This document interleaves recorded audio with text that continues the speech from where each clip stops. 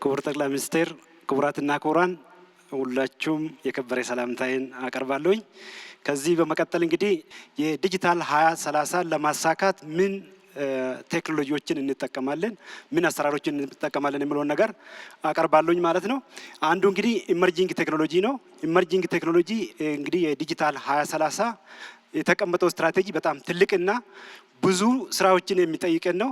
ከዚህ ውስጥ እንግዲህ አንዱ በተለይ ትራንስፎርሜቲቭ ኢኖቬሽን የምንለው አሻጋሪ ወይም ደግሞ አስፈንጣሪ ቴክኖሎጂዎችን መጠቀም መቻል አለብን ማለት ነው። አሻጋሪ ፈጠራዎችን ካልተጠቀምን በስተቀር ዲጂታል 2030 ላይ መድረስ አንችልም። ይሄም ዲጂታል 2030 ለመድረስ እንግዲህ አሻጋሪ ቴክኖሎጂን ስንጠቀም ምንድነው እነዚህ በተለይ ኢመርጂንግ ቴክኖሎጂ የሚባሉት ዲጂታል ኢኮኖሚን ሪሼፕ እያደረጉ እየቀረጹ ነው ያሉት። በተለይ የመንግስትን አሰራሮች ስራዎችን ሞደርናይዝ እያደረጉ ነው። ይሄም እንግዲህ በብዙ ኢንዱስትሪዎች ውስጥ በመግባት አዳዲስ እድሎችን ነው የሚፈጥሩት ማለት ነው እነዚህ ኢመርጂንግ ቴክኖሎጂ የሚባሉት። ስለዚህ እነዚህ ኢመርጂንግ ቴክኖሎጂ የሚባሉት ደግሞ ለምንድን ነው የምንጠቀመው ብለን ስናነሳ የምንፈልገውን በደንብ ሊፕፍሮግ እንዲያደርጉን እንዲያስፈነጥሩን። ምክንያቱም ከዚህ በፊት አፍሪካም ሆነ ኢትዮጵያ የዲጂታል ቴክኖሎጂን ተከታይ ነው የነበሩት።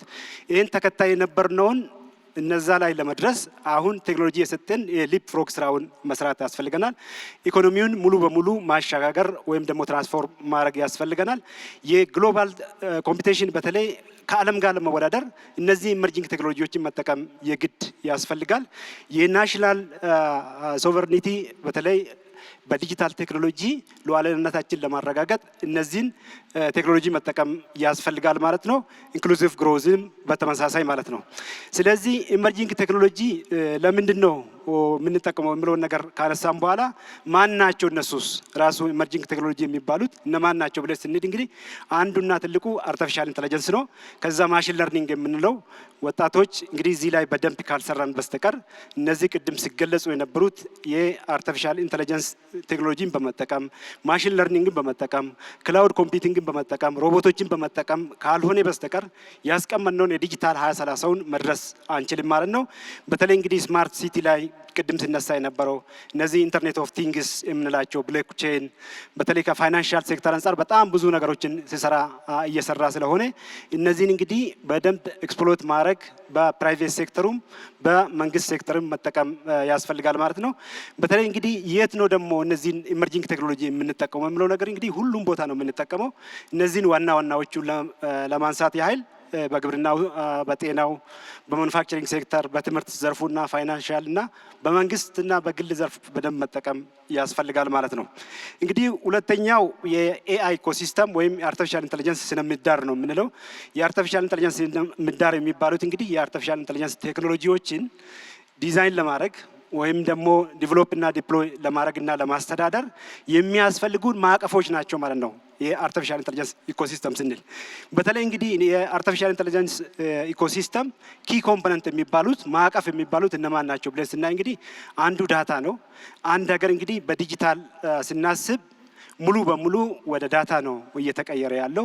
ስለዚህ ኤአይ ኢኮሲስተምን ኪ ኮምፖነንት ተብሎ ከሚቀመጡት ውስጥ ዳታ ነው። ሌላው አስተዳደር፣ የመንግስት አስተዳደርና ፖሊሲዎች ናቸው።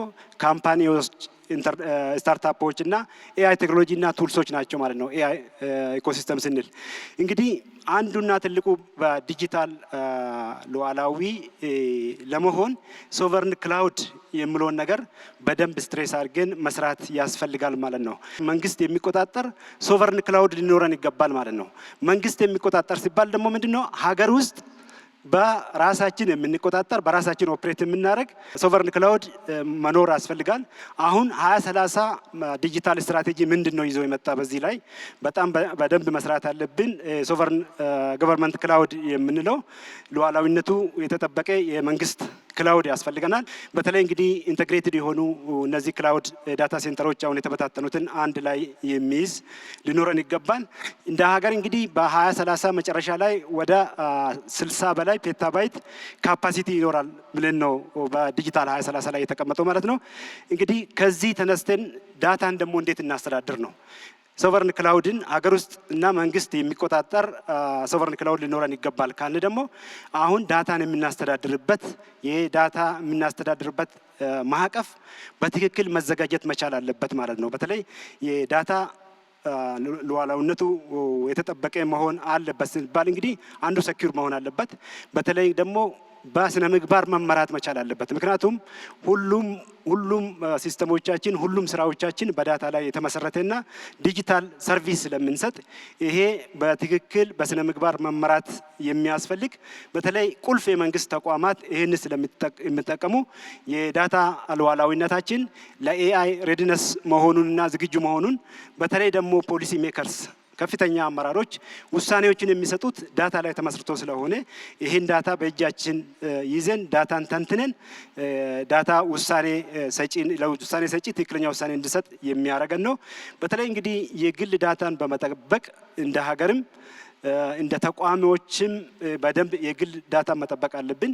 የግል ዳታን ስንጠብቅ እንግዲህ የህዝብ ትረስት ወይም በተለይ እንግዲህ ከዳታ አጠባበቅ አንጻር ይሄንን መጨመር ይቻላል ማለት ነው። የህዝብን ትረስት መጨመር ይቻላል።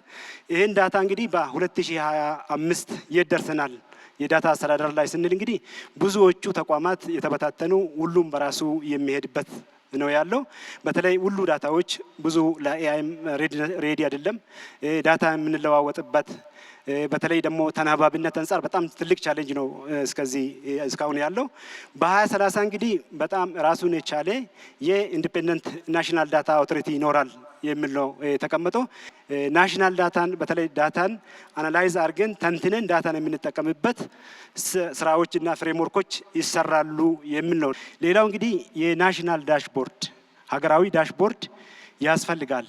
በተለይ እንግዲህ ሀገራዊ ዳሽቦርድ የምንላቸው በሀገር ደረጃ በሀገር መሪዎች በክልል መሪዎች እነዚህ ሁሉ ስራዎቻችን ዲጂታል ሆነዋል። ይህንን በቀን ላይቭ የምንከታተልበት የሀገራዊ ናሽናል ዳሽቦርድ ያስፈልገናል። በ2030 ትልቁ ስራ የሚሰራበትና በተለይ ይህንን ችግር ለመፍታት ሪል የሆነ ዳታ ትክክለኛው ዳታ በየቀኑ እያንዳንዱ መሪ ስራዎቻቸውን የሚከታተልበት በተለይ በኪ ፐርፎርማንስ ኢንዲኬተር በመጠቀም እነዚህን ስራዎቻችን የምንከታተልበት የናሽናል ዳሽቦርድ ያስፈልገናል ነው። ዳታዎቹ በተለይ ኤአይን አሲስት ያደረጉ መሶብ የጀመርነውም በመሶብ ላይም ፐርፎርማንሱ የጨመረ እያንዳንዱ ስራዎቻችን እያንዳንዱ የምናስተዳድረው ተቋማት ደግሞ ሎኬሽኑም የምናስተዳድረው የሄልዝ ሴክተር፣ የግብርና ሴክተር፣ የፋይናንሻል ሴክተር ጂኦ ሎኬሽንም ኢንክሉድ ያደረገ ናሽናል ዳሽቦርድ ይኖረናል ነው ዲጂታል 2030 የተቀመጠው። ሌላውና የመጨረሻው እንግዲህ የኢገቨርንመንትና መሶብ ላይ ነው። መሶብ እንግዲህ ሁላችሁም እንደምታውቁት በክቡር ጠቅላይ ሚኒስትር ኢኒሼቲቭ በፌዴራል መንግስት ወይም በፌዴራል ደረጃ አንድ ነበር የተጀመረው። ያንን በመውሰድ ነው እንግዲህ ወደ 23 ያደረስነው 22 ተጨምሮ ማለት ነው። ይሄ በተለይ በክልልና ከተማ አስተዳደር ላይ የተሰራው በመሶብ ላይ የተወሰደው ውሳኔ በጣም ትልቅና ከመቶ በላይ አገልግሎቶች በአንድ ቦታ የሚሰጥበትና በተለይ ደግሞ ዜጋው ያችን እዛ ቦታ በመሄድና አገልግሎት በመስጠት የዜጎችን በተለይ የዜጎችን ፍላጎት የመለስንበትና ዜጎችም በተመሳሳይ ጥሩ ፊድባክ ፖዚቲቭ ፊድባክ የሰጡንበት ነገር ነው ያለው። ይህም እንግዲህ በኤፒአይ ኢንቴግሬሽን ተሰርቷል። እንግዲህ ከዚህ ውስጥ አሁንም ቻሌንጅ አለ። በእነዚህ 23 መሶብ ሴክተር ላይ እየተሰጠ ያለው አሁንም ሙሉ አይደለም። ብዙ ነገሮች ይቀሩናል። ብዙ ነገሮች መስራት ያስፈልገናል። አሁን እየሰጠን ያለነው አንዱ መስኮት የአንድን ተቋም ነው አገልግሎት የሚሰጠው ፔፐርለስ ሆነዋል።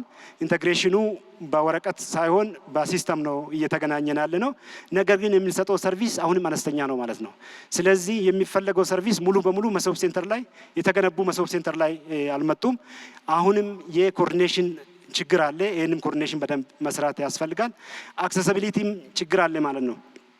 ምክንያቱም ሰው ቤቱ ሆኖ መሶብ ሴንተርን በመጠቀም አገልግሎት አያገኝም። እዛ በአካል መሄድ አለበት። ይሄም አንዱ ቻሌንጅ ነው ማለት ነው። አሁን ያለን የመሶብ ሴንተር ዲጂታል 2030 እንግዲህ በደንብ ክሊርሊ ያስቀምጠዋል። ኢትዮጵያ የራሷ የሆነች ዩኒፋይድ የሆነ ፕላትፎርም መሶብ ፕላትፎርም ይኖረናል። ሰው በአካል ሳይሄድ ቤቱ ሆኖ ወይም ስራ ላይ ሆኖ አገልግሎት ማግኘት አለበት። ይሄንን ለመመለስ ነው የሚሄደው። በተለይ እንግዲህ የቋንቋዎች የኢንተግሬሽን ችግር ሙሉ በሙሉ ይፈታል። ይሄም እንግዲህ ሙሉ በሙሉ ዲጂታል የሆነ 100% ከወረቀት ንክኪ ነፃ የሆነ በተለይ ደግሞ ከፌዴራል ወደ ክልል ከክልል ወደ ዞን ከዞን ወደ ወረዳ የተስፋፋ የመሶብ ሲስተምና ፕላትፎርም ይኖረናል ነው ትልቁ ነገር። እንግዲህ አሁን መሶብ ሰርቪስ እየሰጠን ሰው ለምንድን ነው በአካል እዛ የሚሄደው የሚለው ነገር ጥያቄው በ2030 ውስጥ እንዲመለስ ተደርጓል ማለት ነው። ምክንያቱም የራሱ የሆነ ፕላትፎርም ሊኖረው ይገባል። እንደ ሌሎቹ ሀገራት እንግዲህ ሁሉም የመንግስትና የህዝብ አገልግሎቶች በዚህ ኢንተግሬትድ መሆን አለበት፣ በዚህ አገልግሎት መስጠት አለበት። በመጨረሻ እንግዲህ በተለይ ኮራፕሽን የምንቀንሰው እንግዲህ በተለይ እነዚህን የሰርቪስ የአገልግሎት ዘርፉን ካዘመን ነውና በተለይ ተጠያቂነት የአንድ ሰው የሚሰራውን ነገር በደንብ ሞኒተር ተደርጎ የሚሰራውን ሞኒተር በማድረግ ይህንን የኮራፕሽን መቀነስ የምንችለው እነዚህን የመሶብ በማስፋፋት ሲስተማቲክ በመሆንና በተለይ ተጠያቂነትን አብሮ በማስቀመጥ ነውና አንዱ በመሶብ ላይ ኢምፕሊመንት የምናደርገውና በዚህም ጎል በደንብ የወሰድነው ነው ማለት ነው። ሌላው የአንድ ግብ ጎል ውስጥ እንግዲህ አንድ መሶብ በአንድ ከተማ አትሊስት አንድ መሶብ በአንድ ከተማ ውስጥ መኖር አለበት። ይህም እንግዲህ ምንድነው በተለይ የምንሰጠውን አገልግሎት ኳሊቲውን ይጨምራል። የምንሰጠውን አገልግሎት ደግሞ በቁጥርም መጨመር ያስፈልጋል። እንግዲህ የአገልግሎት ዘርፉ በደንብ እዚህ ላይ መሰራት ያስፈልጋል ብለን በተለይ ከ2030 የዲጂታል ስትራቴጂ ውስጥ እንግዲህ የምንጠቀመው ቴክኖሎጂ የምንጠቀመውን አሰራርና የምንጠቀመውን የአገልግሎት ዘርፉን የምንመልስበት ቁልፍ እዚህ ነው ማለት ነው። እጅግ አድርጌ አመሰግናለሁ።